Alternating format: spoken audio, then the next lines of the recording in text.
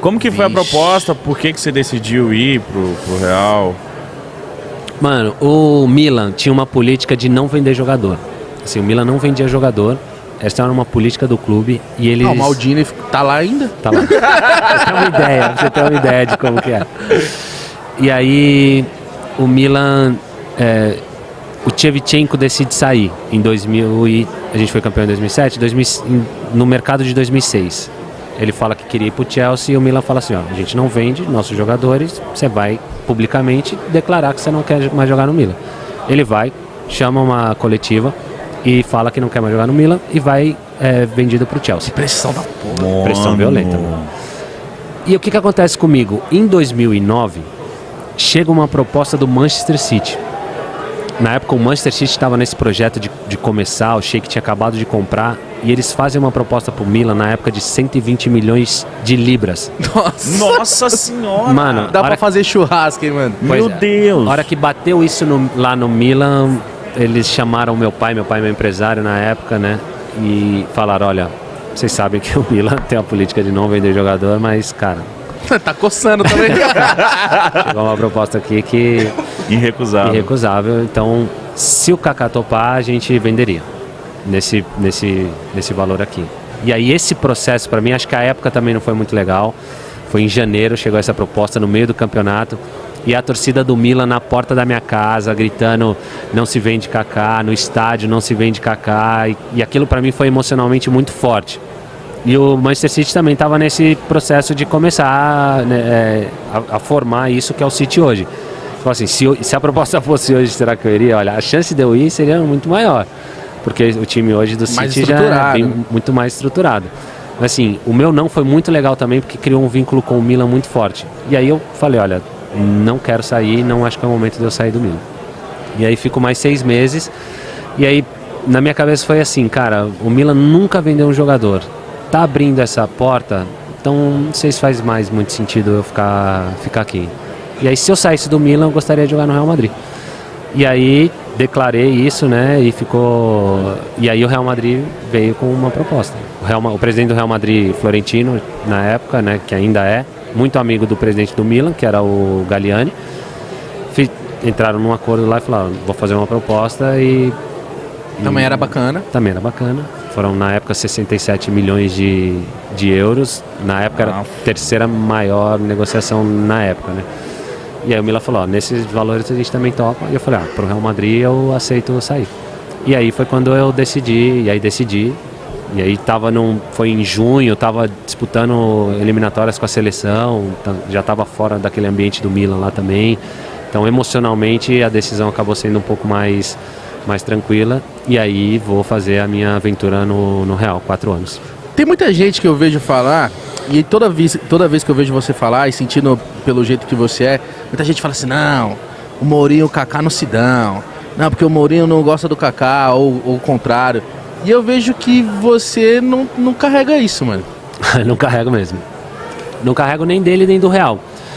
Sim, eu podia... Cara, falar que o Real estragou minha carreira, podia falar que o Mourinho foi um carrasco na minha carreira e realmente não... Não me deu oportunidade, se eu jogasse ia quebrar tudo e o caralho. Exatamente. Então, eu acho que não... Assim, eu fiz o que eu tinha que fazer como profissional. Aquilo que eu falei pra vocês antes. Eu aumentei as minhas chances de jogar. Então, fui extremamente profissional.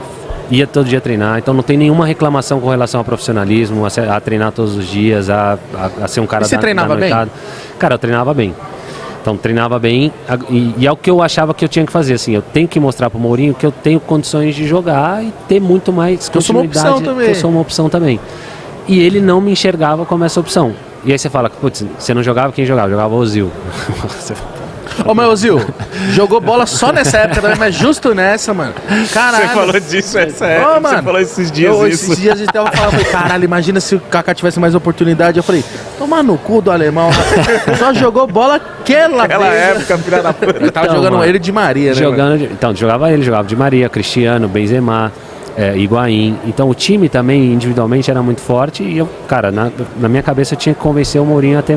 que eu tinha condições de ter mais continuidade. Então, no meu primeiro ano foi por lesão, tive uma cirurgia no joelho, operei, fiquei 1 ano fora. Como é que fica a confiança? Cara, vai lá embaixo. a lesão pro atleta é um momento muito cruel, porque é um momento muito, por mais que você esteja rodeado de amigos, do clube, departamento médico de qualidade, é um momento muito solitário. Porque você nunca sabe em que condições você vai voltar a jogar, você vai voltar, vai ficar uma sequela, você vai voltar bem, você vai ficar sequela. Tem dia que você tá extremamente confiante, você fala, cara, putz, vou voltar, o joelho tá legal, não sinto dor nenhuma. No dia seguinte dói pra caramba, você fala, putz, não vou conseguir voltar. É altos e baixos. Então é um momento longo e um processo solitário, assim, que o atleta tem que crescer bastante emocionalmente.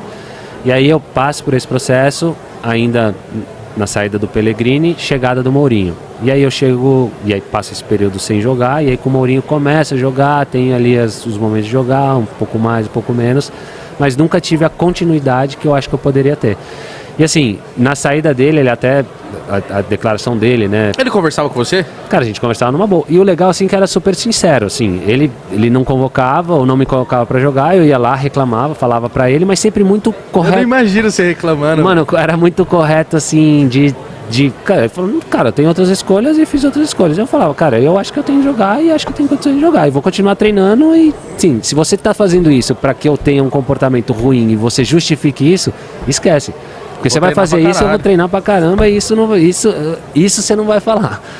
E aí, um reconhecimento pra mim que é muito legal, foi agora, antes da pandemia, em março de 2020, o Real Madrid fez um jogo de Legends e me convidou. Você nem esperava, né? Mano, de jeito nenhum. No começo, eu até falei pra eles, cara, se vocês considerarem eu como uma lenda, né, do futebol que jogou no Real Madrid, ok. Agora, uma lenda do Real Madrid, um Legends do clube, faz muito sentido. Aí eles falam, cara, a gente considera você um Legends do clube, por isso que você está falando, por ter sido um Legends do futebol internacional, mas pelo que você representou para o clube nessa questão do profissionalismo. Você passou os 4 anos, você nunca falou mal do treinador, você nunca falou mal do clube, você sempre acabou saindo pelas portas da frente, você tem extremo respeito, né, do torcedor do Real Madrid, muito íntegro, do presidente. Mano. Cara, pra mim foi muito legal ter esse reconhecimento e eu aceitei. Infelizmente não teve o jogo, mas assim, pra mim foi muito legal ter esse reconhecimento, porque desvincula um pouco daquele sucesso que todo mundo espera, né, de resultado, de gols, de conquista, de título. Então, tive títulos no Real, fiz meus gols lá, mas muito longe daquilo que eu fiz na minha carreira. Mas né? Nessa época, o jornalismo aqui ficava muito em cima. Cara, o Kaká não joga porque tá pegando o pé dele, deixa o menino jogar. E nesse tempo ali no primeiro, segundo ano, você não pensou em sair, em jogar em outro time? Veio propostas? Então, tem gente que acha que eu sou teimoso, né, assim, mas... Por isso que eu tô te perguntando, que a galera na época ficava falando isso. Mano, sai então, se não deixa jogar, vai, um monte de time queria você. Então, e tem cara que, assim, passou um ano no Real, não deu certo, assim, não conseguiu e já saiu e ou voltou pro seu clube, assim, muita gente passou ali. São Paulo queria muito. E eu, assim, é que na minha cabeça eu era muito perseverante, assim, cara, eu vou dar certo aqui nesse lugar. Mano, eu vou dar certo, eu não vim pra cá pra ter esses resultados, eu vou dar certo, eu vou continuar lutando até o fim. Quando foi o Basta? O Basta foi depois no meu 4º ano já, né, na 2013 pra 14. O Basta é quando chega o Ancelotti, sai Mourinho, chega Ancelotti, eu falei, cara, agora é minha chance, o cara que me conhece vai me dar confiança pra jogar e eu vou ter a continuidade que eu gostaria de ter aqui pra jogar. E aí chega o Ancelotti, ele começa a me colocar para jogar, começa a ter mais oportunidades durante a pré-temporada. E aí tem um dia que cara, o Ancelotti também nota 10, assim, sempre um cara muito correto e foi o treinador que eu tive a melhor performance na minha carreira, né? E aí ele chega para mim e fala assim, preciso conversar com você. Eu falei, pois não, professor. Aí ele falou assim, o presidente me chamou, pediu para que eu desse mais oportunidades para os meninos da canteira, que estava chegando o Isque, o Asensio, esses meninos que estavam, o Luquinhas Vasquez. Ele pediu para que eu desse mais tempo para esses meninos e ele vai trazer o Bale. Nessa confusão aí do mercado, ele vai trazer o Bale e assim, você vai ter menos oportunidade para jogar esse ano. Nossa. Aí, ele tá meio que falando assim, Kaká, vai ver outro lugar, exatamente. Né? Aí ele falou isso e falou assim, cara, se você tem assim, sonho de jogar a Copa no seu país, vai buscar um lugar para ter continuidade. Então, Basta para mim foi ali, que foi muito legal, porque de um treinador que eu tinha extremamente confiança e respeito, que me falou assim, cara... Ele foi real. Ele foi real. Se você quiser ficar, você tem mais 2 anos de contrato, fica aí, senta no contrato e... Mas que balde, fica, cara. Mano. Mas para mim também foi muito legal, porque foi o balde que eu precisava para, assim, fiz o que eu pude. Fiz o que eu pude, fui até onde eu pude, não vou ter a consciência pesada de falar assim, putz, podia ter ficado mais. Vou dormir tranquilo, fiz o que eu pude ali para tentar dar certo, dei certo dessa outra forma, da forma de ser profissional, de ser íntegro, de ser correto, e agora vou para outra parada. Agora preciso de um lugar onde eu tenha confiança e eu possa errar. Eu preciso de um lugar para que eu volte a ter a confiança de jogar e ter a oportunidade. Milan. Você fica quanto tempo antes de ir pro São Paulo? Aí eu joguei mais uma temporada no Milan. Joguei 13, 14 e aí não fui convocado para a Copa. E aí tem... Ficou puto? Kaká. Cara, então... Pode falar. Para de ser fofinho, então...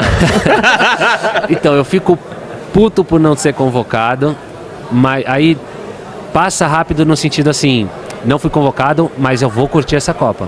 Eu não sei quando eu vou ver uma Copa no meu país, então eu vou curtir essa Copa. Meu filho tava com o Luca de 2008, 2014, faz as contas aí rapidinho. O Luca tava com 6 anos, pô. E aí o Luquinha, eu falei, cara, eu vou curtir essa Copa no meu país, com meu filho e tudo mais. E aí no primeiro jogo, muito legal, eu entro no campo, foi na Arena Corinthians, né, o jogo da seleção, eu entro no campo, os jogadores vêm me abraçar, eu faço uma entrevista na beira do campo, torcida gritando meu nome.